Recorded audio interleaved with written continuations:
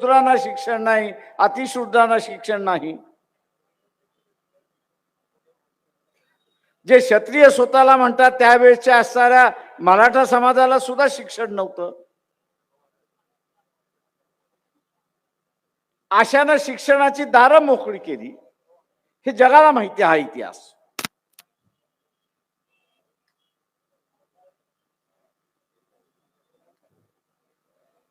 सावित्रीबाईंवरती असणारं एक नवीन पिक्चरही कदाचित महिन्या 2 महिन्यामध्ये निघेल. चांगला आहे. आणि हा सगळा उदो केलेला भाग त्याच्यामध्ये.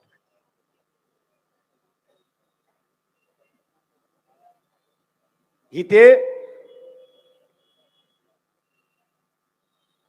विचारांच्या लढाईला सुरुवात झाली.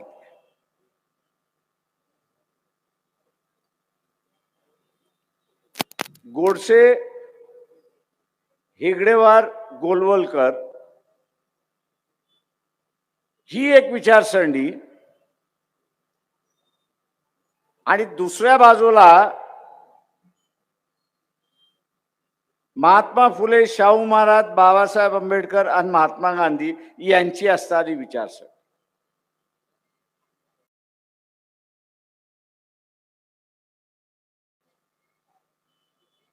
इथल्या जनतेला या 2024 मध्ये निकाल द्यायचा आहे की तुम्ही कोणाच्या बाजूने आहात. नाथूराम गोडसे, हेगडेवार आणि गोलवलकर यांच्या विचाराच्या बाजूचे आहात की 2024 मध्ये महात्मा फुले, शाहू महाराज, बाबासाहेब आंबेडकर आणि महात्मा गांधी यांच्या विचाराशी आहात. हा निर्णय तुम्हाला करावा लागणार. ही सरळ सरळ लढाई.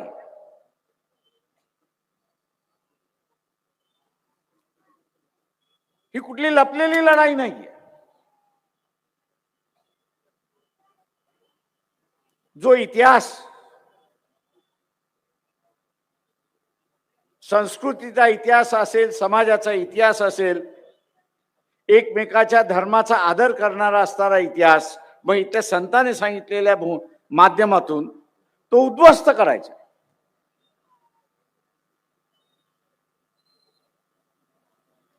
तो उद्ध्वस्त करायचा, नवा इतिहास लिहायचा. आणि या नव्या इतिहासाची मांडणी कशाच्या होणार? नाथूराम गोडसे, हेगडेवार आणि गोलवलकर यांच्या विचारावरती. मला ठरवायचा हा आहे की यापुढे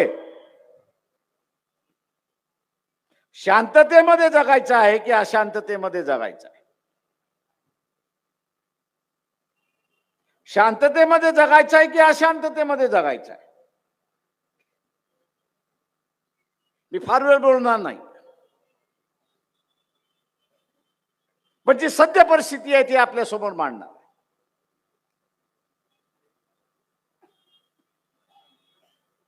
ज्यांना असं वाटतं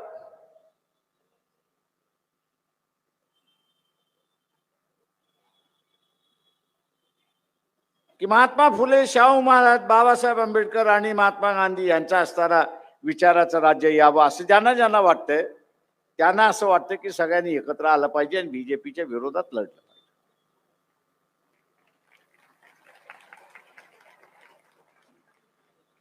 पण मुसलमान जसा शब्द वापरतो जालिम, तसं जालिम शांत बसणार आहे का आणि स्वतःला उद्ध्वस्त करून देणार आहे का?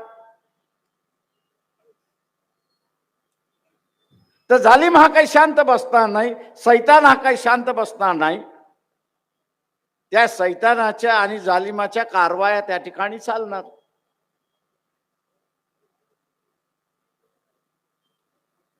आणि या जालिमाच्या आणि सैतानाच्या कारवाया काय चालणार? ते यांना एकत्र येऊ द्यायचं नाही.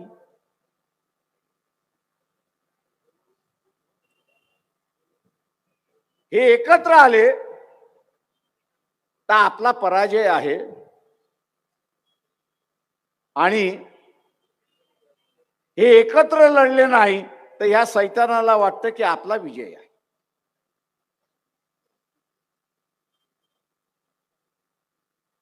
आणि हे सैतान कोण आहे? तर RSS BJP हे सैतान आहे. मोदी हे त्याच्यातलं.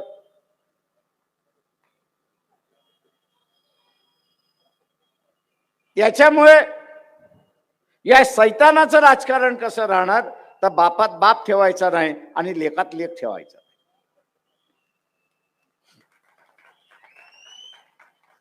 आणि त्याला बापात बाप ठेवायचा नाही, लेखात लेख ठेवायचा नाही, तर आज तो सत्ताधारी आहे. जेव्हा सत्ताधारी असल्यामुळे सत्तेची सगळी यंत्रणा तो वापरणार. मी एका बाजूला मतदाराला दहशत निर्माण करायला,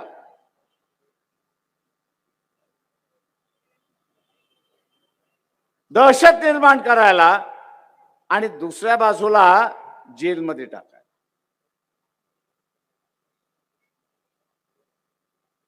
त्यांचं एक हत्यार आपण असं मोडीत काढलं.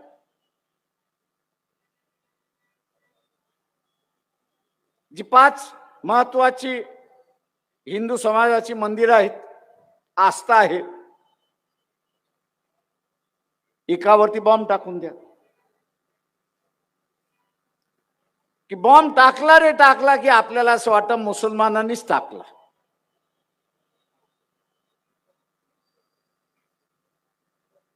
बॉम्ब आणि मुसलमान हा असतानाच जुळलेला आपल्या डोक्यात फिट झालेला आहे.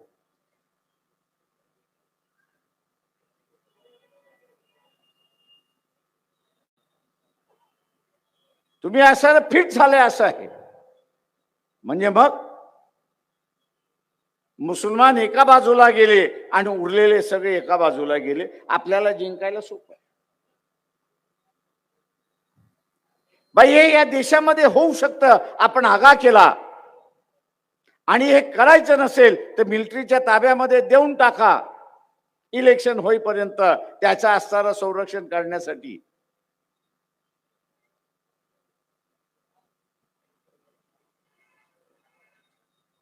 संरक्षण करण्यासाठी मिलिटरीला देऊन टाका म्हटल्यानंतर एक हत्यार त्यांचं आपण काढून घेतलं. असे अनेक हत्यार आहेत. नवीन एक काढून घेतलं म्हणून जिंकला असं नाही. आता हे जे एकत्र यायचं नाही त्याचं कारण असं, महाराष्ट्र विकास आघाडीची सत्ता जाऊन किती महिने झाले? किती महिने झाले? 14 महिने झाले. आता ह्या 14 महिन्यामध्ये या तिघा पक्षांना लोकसभेच्या जागा वाटून घेण्याचा वेळ मिळाला नाही. वेळ मिळाला नाही हे कारण आहे की प्रत्येकाला असणारा संदेश गेला, राजे हो सीटों का अगर बंटवारा हो गया, ऐलान होने के पहले तिहाड़ जेल में होंगे. बे तुमचं वाटप झालंय असं आम्हाला कळालं, तुम्हाला आम्ही तिहाड़ जेलमध्ये बंद केलं.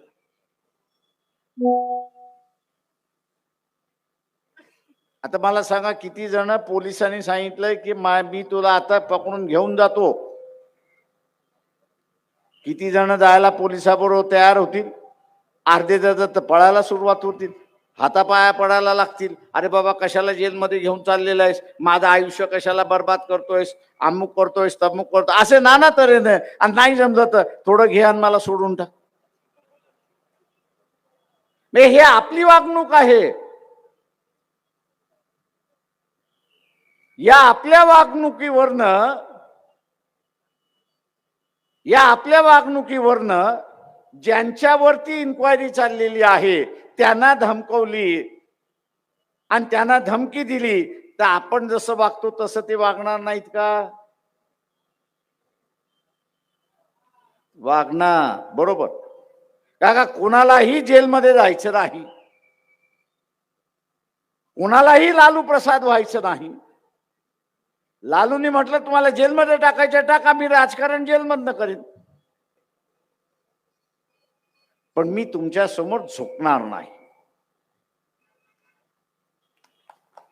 मी तुमच्या समोर झुकणार नाही. तो माणूस झुकला नाही. पण आता जे असणारा एनडीए मध्ये आहेत, महाराष्ट्र विकास आघाडीमध्ये आहेत, किती जण असे आहेत की लालू प्रसाद सारखे आहेत. मला ते दिसत नाही, कच्चे लिंबू दिसतात.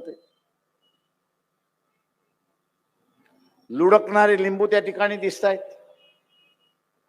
आणि हे लुडकायला लागले की सैतानाचा खेळ यशस्वी झाला हे आपण लक्षात. आता वंचित बहुजन आघाडीच म्हणा ना, कित्येक वेळा सध्या अरे बाबा आम्ही तुमच्या बरोबर यायला तयार आहोत, आम्हाला घ्या, नाही घेणार.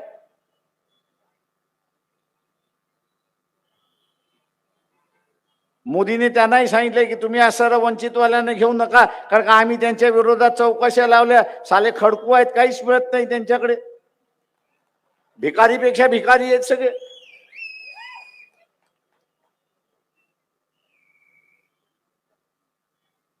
आणि म्हणून ह्यांना आम्हाला अडकवता येत नाही.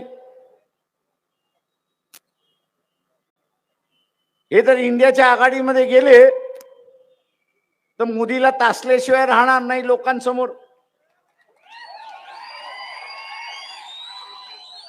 आणि मोदीचं राजकारण जे आहे आज एकच चाललंय, आज एकच चाललेलं आहे की तो जे सांगतोय तेवढंच, उरलेलं कोणी सांगायला तयार नाही.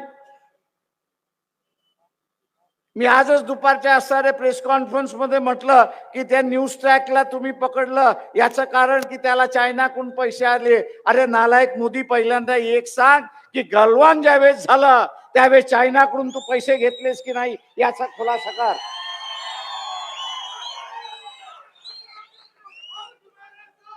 मी आजही आपल्याला असणारं सांगतो, चायना बरोबर गलवान मध्ये सोल्जरचं जे आहे, आर्मी मेनचं जे आहे, हाताती लढाई ज्या वेळेस झाली त्याच्या 4 दिवसाच्या नंतरचं वर्तमानपत्र काढा आणि 4 दिवसाच्या वर्तमानपत्रानंतर मोदीला चायनाने पैसे दिले. या बातम्या आहेत, हे आपण सरळ लक्षात घ्या. त्या न्यूज चॅनलने पैसे घेतले म्हणून ते देशद्रोही आहेत. मोदी तू असा कुठला लागलेला आहेस रे की तू असणारा देशद्रोही नाहीस? चायनाकडून तूही पैसे घेतलेले आहेस, मग तूही देशद्रोही झाला. त्याला माहित आहे हे जर भारतभर असे प्रश्न उपस्थित व्हायला लागले तर आपली चितू व्हायला वेळ लागणार नाही. इंडियातले असणारे ते म्हणतात प्रकाशराव तुम्ही काही बोलू शकता. हा म्हटलं मी काही बोलू शकतो, याचं कारण की माझ्या पाठीमागे इन्क्वायरी नाही. तुम्ही काहीच बोलू शकत नाही कारण का तुमच्या पाठीमागे इन्क्वायऱ्या लागलेल्या आहेत.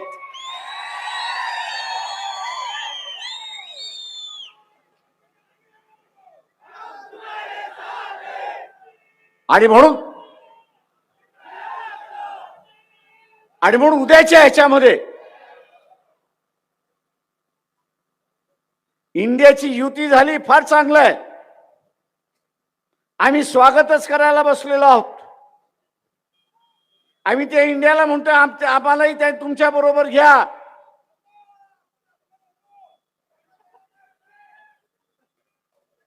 आम्हाला जाण्याची गरज आहे, तुझा विचार तुझ्याकडेच ठेव.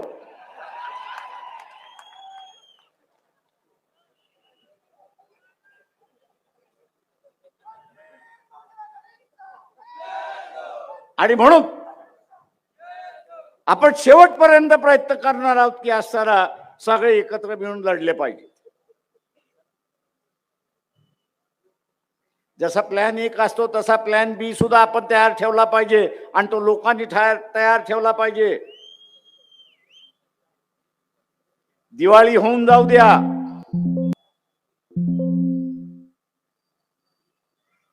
की मेलेला हिटलर पुन्हा ह्या देशामध्ये जिवंत होईल हे आपण लक्षात घ्या. कुणाकडे असणारा अँड्रॉइड फोन आहे त्यांनी हात वरती करा.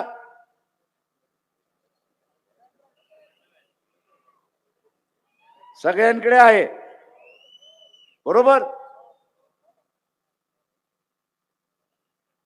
त्या युट्यूब वरती जायचं आणि त्या युट्यूब वरती हिटलर आणि जू, हिटलर डॅश जू अॅट्रॉसिटी असं फक्त टाईप करायचं आणि त्याच्यावरच्या येणाऱ्या ज्या फिल्म्स आहेत त्या आपण असणारा बघा. हिटलरनी ज्या पद्धतीने ज्यूचा असणारा अत्याचार केला, तिथल्या जिंकलेल्या नागरिकांचा अत्याचार केला, त्याच्यावरती नंतर निघालेल्या असणाऱ्या ह्या फिल्म्स आहेत. ते बघितल्या बघता तुम्हाला गोधराची आठवण येईल. ते बघता बघता तुम्हाला मणिपूरची असणारा आठवण येईल. मुंडकं कापलेला, हात कापलेला, पाय कापलेला, उपाशी पडलेला माणूस रस्त्यावरती, ती हालत दिवाळीनंतर होण्याची असणारी शक्यता आहे, हे आपण असणारा लक्षात घ्या. हे जे 4-5 टार्गेट लव जिहादच्या नावाने, गोरक्षकाच्या नावाने जे गावागावामध्ये फिरतायत, शहरामध्ये फिरतायत, माझं सर्व नागरिकांना आव्हान आहे, यांचा बंदोबस्त पोलीस करणार नाही का पोलिसाचे हात बांधलेले आहेत. त्यांना आदेश देण्यात आलेले आहेत की तुम्ही यांच्याकडे जरा नरमाईने बघा. यांचा बंदोबस्त हा नागरिकांनाच करावा लागेल, हे आपण असं लक्षात घ्या.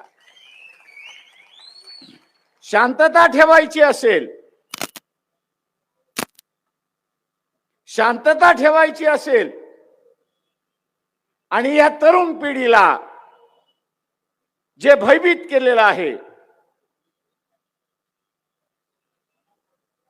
आज गुजरात मधला असेल, मणिपूर मधला माणूस असेल, त्याला आपण म्हटलं अरे तो म्हणतो नाही नाही तोबा तोबा तोबा तोबा करत बसतो. हे 4-5 टाळकी आहेत, त्याच्या पुढे टाळकी नाही आहेत. यांना शहरामध्ये आणि गावामध्ये गावकऱ्यानेच अडवलं पाहिजे, शहरवासियानेच अडवलं पाहिजे. यांची हिंमत नाही की गावापुढे लढण्याची, ही आपण असं लक्षात. हिटलर आयुष्यामध्ये एकाच गोष्टीला लढत होता आणि घाबरत होता. तो असं म्हणत होता की लोकांची जनशक्ती समोर कोणीच लढू शकत नाही आणि मी पण लढू शकत नाही, पण एकट्या एकट्याला गाठून मी निश्चितपणे लढू शकतो. हा नवा हिटलर जो देशामध्ये जन्माला येतो, नवा हिटलर जो देशामध्ये जन्माला येतोय, त्याच्याशी लढायची असेल तर आपली सगळ्यांची शक्ती एकत्र आली पाहिजे, हे असताना लक्षात घ्या. जनशक्तीच्या समोर इथला असताना हिटलरही टिकला नाही तर हा आपला सैतान सुद्धा टिकणार नाही, हे लक्षात घ्या. आणि म्हणून ही लढाई जनतेच्या हातातली लढाई, ही सत्तेची लढाई नाहीये. ही या देशामध्ये उद्या कोणाच्या विचाराचं सरकार चालेल याची असणारी लढाई. एका बाजूला नथुराम गोडसे, एका बाजूला असणारा हेगडेवार, गोलवलकर असा विचारसरणी, आणि दुसऱ्या बाजूला महात्मा फुले, शाहू महाराज, बाबासाहेब, महात्मा गांधी असा विचारांचा लढा आहे. पुढचा लढा, पुढची व्यवस्था कशी राहणार हा त्याच्यातला भाग. महात्मा गांधींना गोळ्या का घातल्या? RSS वाले मोहन भागवत माझ्या बरोबर या व्यासपीठावरती या, वाद विवाद आपण असताना करू. तुम्ही असं म्हणताय की महात्मा गांधीने 60 कोटी पाकिस्तानला द्यायला सांगितले आणि म्हणून त्याला नथुराम गोडसेने गोळ्या गोळ्या घातल्या.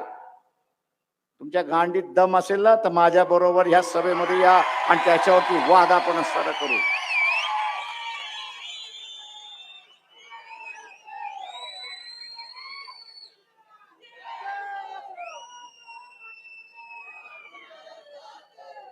महात्मा गांधींचा असणारा जो आग्रह होता तो ओबीसीने लक्षात घ्या.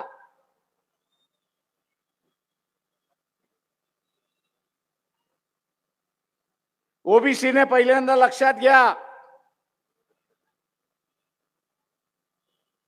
की महात्मा गांधींना गोळ्या घातल्या या 60 कोटीसाठी नाही. महात्मा गांधींना एक वेळा नाही तर 5 वेळा गोळ्या घालण्याचा प्रयत्न झाला. आणि तो कशासाठी झाला तर सवर्णाच्या हातामध्ये तो तिरंगा होता. सवर्णाच्या हातामध्ये जो तिरंगा होता तो महात्मा गांधीने गावागावामध्ये फिरत जाऊन इथल्या साऱ्या बहुजन समाजाच्या हातामध्ये दिला आणि बहुजनाची लीडरशिप ही या देशामध्ये उभी केली. या देशातल्या लीडरशिप उभं करण्याचं श्रेय कोणाचं असेल तर हे महात्मा गांधीचं, हे आपण सारं लक्षात घ्या. मग तो माळी असेल, धनगर आहे, कुणबी आहे, लोहार आहे, सोनार आहे आणि इथला पाटीलही असेल.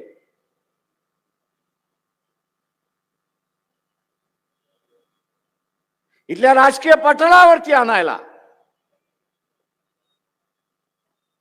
सवर्णाच्या हातामधला झेंडा इथल्या बहुजनाच्या हातामध्ये देण्याचं कामकाज कोणी केलं असेल तर ते महात्मा गांधींनी केलेलं आहे.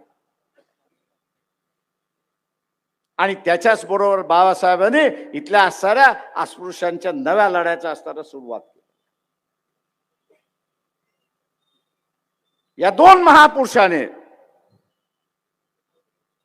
राजकारणाचा पुन्हा कॅनव्हास बदलला.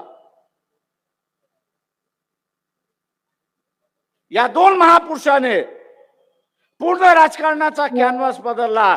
सवर्णाच्या हातातला असणारा ब्रश काढून घेतला आणि सर्वसामान्य बहुजनांच्या उपेक्षितांच्या हातामध्ये असताना दिला. हा राग होता आणि म्हणून गोळ्या घातल्या ही असताना लक्षात.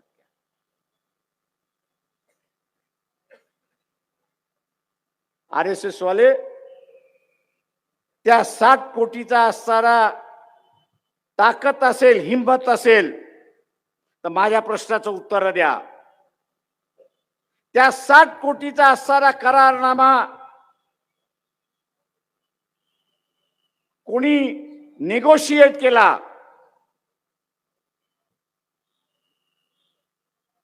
तो करारनामा जो आहे भारत देशाच्या वतीने त्याचं प्रतिनिधित्व कोण करत होतं याचं नाव सांगा.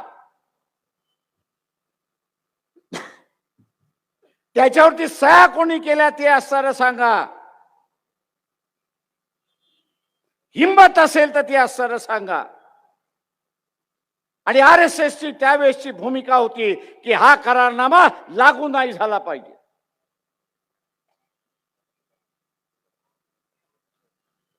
आंतरराष्ट्रीय जाणकाराचा महात्मा गांधी होता म्हणून तो म्हणाला हा देशाचा पहिला करारनामा तुम्ही तुमच्या कॅबिनेटनी केलेला आहे. त्या कॅबिनेटचा मी हिस्सा नाही आहे. तुमच्या सरकारचा मी असणारा हिस्सा नाही आहे. पण आंतरराष्ट्रीय राजकारणामध्ये ज्यावेळेस शब्द दिला जातो त्यावेळेस तो शब्द पाळला गेला पाहिजे. पाळला गेला नाही तर तुमच्यावरती कोणी विश्वास ठेवणार नाही. आणि पहिला करारनामा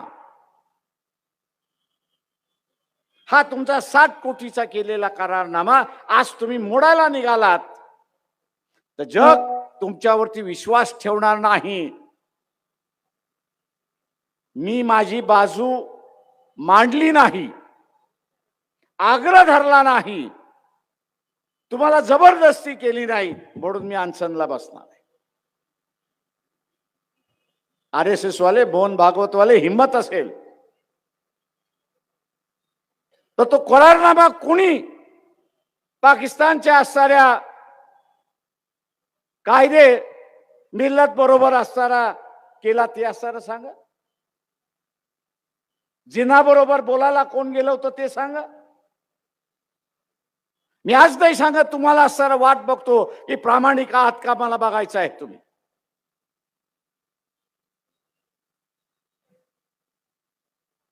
तो करारनामा कोणी केला तो असताना सांगा.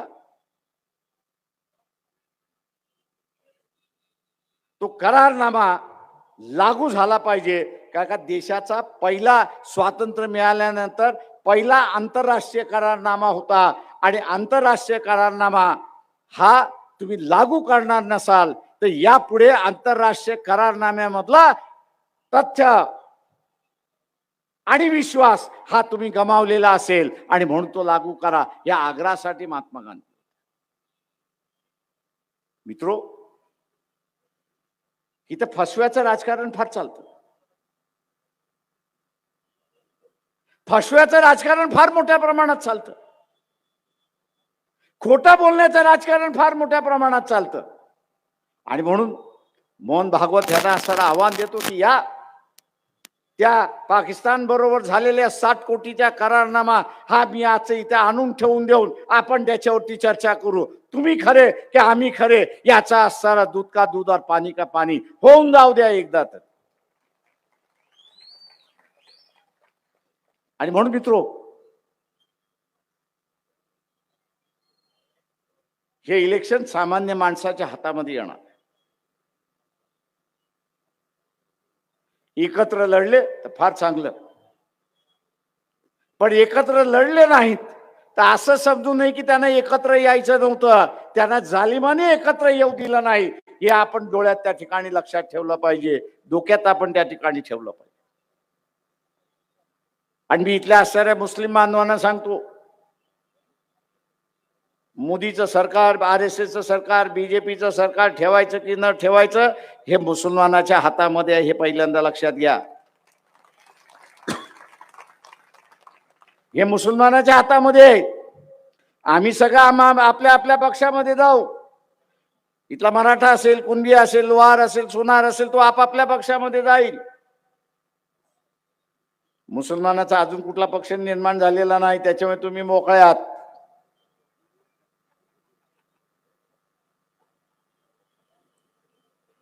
आता तुम्ही काही जण मुसलमानातले काँग्रेसमध्ये आहेत, काही जण BJP मध्ये आहेत, काही जण NCP मध्ये आहेत, काही जण शिवसेनेमध्ये आहेत. ही सगळे जण आपापला पक्ष कसा आहे चांगला आहे सांगायला येतील. त्याला म्हणा 2024 पर्यंत तुझा कोंबडा बंद करून ठेव, त्याला बिनकुल आवाज करून देऊ नको आणि तू पण आवाज करू नको.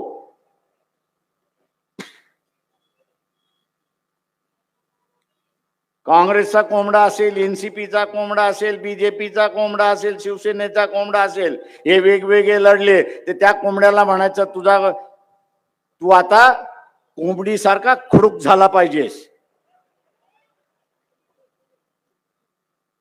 या इलेक्शन मध्ये कोंबडीसारखा तू खुडूक झाला पाहिजेस.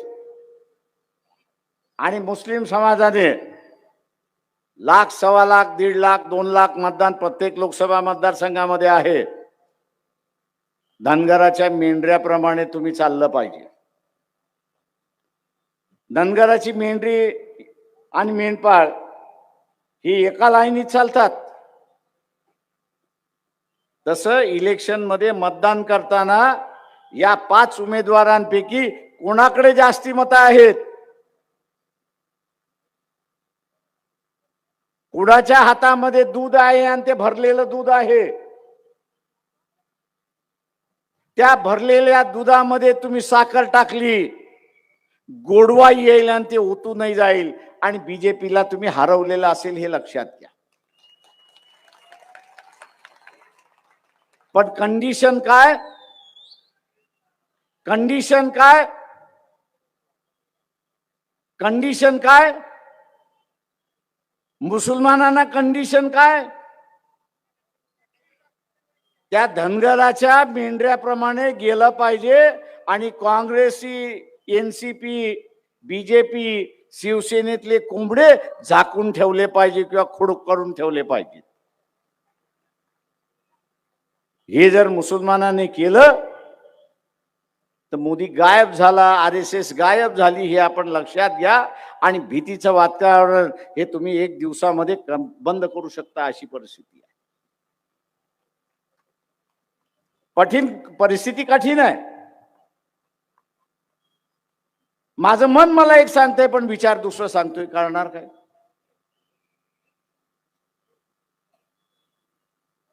माझं मन मला सांगतंय नाही, आम्ही असं एकत्र आलं पाहिजे, पण विचार मला सांगतो तो जालिम एकत्र येऊ देणार नाही ना. मुसलमानाने यावेळेस भावनिक होऊन राजकारण करता कामा नये. मुसलमानाने भावनिक होऊन राजकारण करता कामा नये. विवेक आणि विचाराने राजकारण केलं पाहिजे. आणि ज्या दिवशी मुसलमानाने विवेकने आणि बुद्धीने राजकारण केलं तर इथे RSS बीजेपीचं सरकार गेलं, मोदी पंतप्रधान राहणार नाही, एवढं असताना लक्षात घ्या. अनेक जणांना पटणार नाही माझं म्हणणं. क्या कह रहे? अरे आपण जसं म्हणतो की आपण सगळे एकत्र आलो पाहिजे, तसा आपला विरोधी सुद्धा खेळत असतो ना, हेही लक्षात घ्या. हा बुद्धिबळाचा खेळ आहे. या बुद्धिबळाच्या खेळामध्ये आपल्याला असणारा आपला राजा आणि आपला वजीर आपल्याला वाचवायचा आहे. आपला राजा आणि आपला वजीर काय आहे, तर इथला असणारा पार्लमेंट हा असणारा राजा आहे, आणि त्या पार्लमेंटमध्ये जाणारा माणूस जो आहे तो आपला वजीर आहे, त्याला वाचवायचा आहे.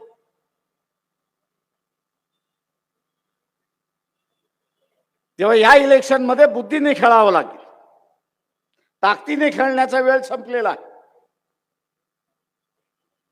शिवाजी महाराजांच्या काळामध्ये ताकदीचा वेळ होता, तलवार हातामध्ये मिळाली आणि एक स्वराज्य आपण असं या ठिकाणी तयार केला.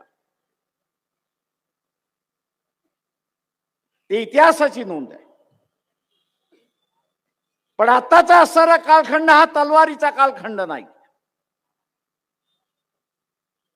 आत्ताचा असणारा कालखंड जो आहे तो बुद्धीचा कालखंड आहे, पेनाचा कालखंड आहे. काळाप्रमाणे आपल्याला असं वागावं लागणार, काळाप्रमाणे आपल्याला त्या ठिकाणी योगदान द्यावं लागतं.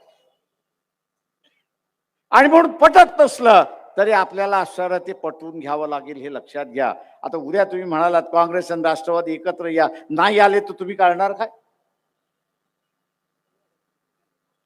उद्या असणाऱ्या काँग्रेस आणि शिवसेना एकत्र आली नाही तर तुम्ही करणार काय? तो त्यांचा उमेदवार तो त्यांचा उमेदवार उभा करणार. आणि मग तुम्ही बोटा मोडणार, अरे ये आपस में लड़ रहे, क्या करूं मैं? आपस में लड़ने दो उनको. आप अपनी ताकत देखो, आप अपना वजूद देखो, आप अपना हिम्मत देखिए, हौसला करिए. क्या आप निर्णय को बदल नहीं सकते? अगर आपका दिल और दिमाग ये कह रहा है कि मैं इस निर्णय को बदल सकता हूं, तो मैं उसी तरीके से अपना बर्ताव करना चाहिए. और जिस दिन आपने ये किया उस दिन परिवर्तन की लहर जो है इस देश में शुरुआत होगी, ये अपन ध्यान में रखना होगा. मायूस होके कोई राजनीति नहीं होती है.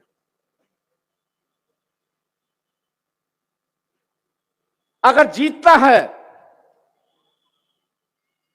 मैदान में तो बाद में जीतना होता है, पहले दिमाग में जीतना होता है. दिमाग में एक दफे जीत बैठ गई, कागजों पर और मैदान में उतारने में कोई समय नहीं लगता है. अगर जीत दिमाग में ही नहीं बैठी है तो आप जीतोगे कहां से, खेलोगे कहां से? राजनीति इस वक्त जो है दो खेमे में बढ़ चुकी है. एक जो है नथुराम गोडसे, हेगड़ेवार गोलवलकर इस खेमे में बैठी हुई है, और दूसरा जो है वो महात्मा फुले, शाहू महाराज, बाबा साहब अम्बेडकर, महात्मा गांधी, इनके विचारों में बैठी हुई है। दोनों में से एक रास्ता है।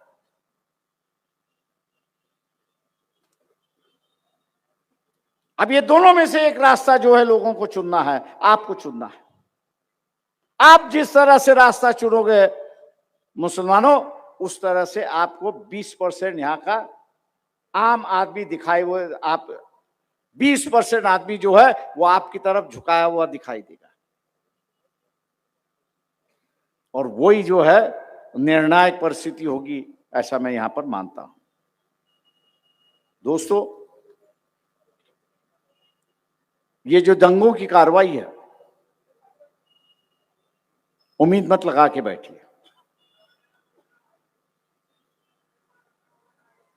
इसलिए कि अभी के जो गृह मंत्री है, उस वक्त मुख्यमंत्री थे, उनकी तरफ से सुप्रीम कोर्ट में एफिडेविट दाखिल किया कि भीमा कोरेगांव के जो 2 आरोपी है उसको हम पकड़ेंगे। एक को पकड़ा, लेकिन दूसरे को पकड़ने की हिम्मत नहीं।